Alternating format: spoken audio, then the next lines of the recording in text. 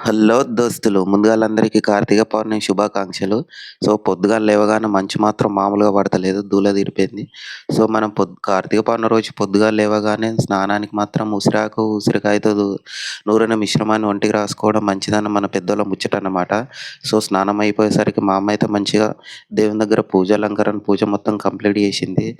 నేను లాస్ట్ టైమ్‌లో వెళ్ళి 365 రోజుకొక వత్తి చొప్పున అయితే వత్తులు కాల్చుకున్నాను. సో, అట్నుండటి నేరుగా మా ఊర్లో ఉన్న శివయ్య దగ్గరికెళ్ళైతే, శివయ్య ఈ సంవత్సరమైనా నా పెళ్లి కావాలనైతే ఆ శివయ్యనైతే మంచిగా కోరుకున్నాను.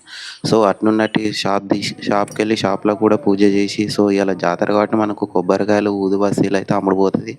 సో, పొద్దుగాలనే కొబ్బరికాయలు, వత్తులు, చిప్పలన్నీ బయట పెట్టి, దేవుడా ఈరోజు నాకు కొబ్బరికాయలన్నీ అమ్ముడు పోవాలనుకున్నా. కానీ ఆ దేవుడు ఆ మాట మాత్రం వినలేదు. సో, కొద్దిసేపటికే మనకు ఉత్సవ విగ్రహాలైతే మన పూజ కార్యక్రమానికైతే మన షాప్ దగ్గర నుండే తీసుకెళ్తున్నారు. సో, అటు నుండి కొద్దిసేపు అన్నదాన కార్యక్రమంలో పాల్గొన్నాను. అన్నదాన కార్యక్రమం అయితే చాలామంది ప్రజలొచ్చారు. సో, అటు మనకు శ్రీ తులసి కళ్యాణం, సామూహిక సత్యనారాయణ వ్రతం అయితే చాలా విజయవంతంగా జరిగినాయి. సో, ఈ సామూహిక సత్యనారాయణ ఇవన్నీ అయిపోయాక అయితే దేవుడినైతే ఊరేగింపుతోనైతే డీజేలతో అంగరంగ వైభవంగా అయితే ఊరేగింపు జరిగింది. సో, ఈ రోజుతో కార్తీక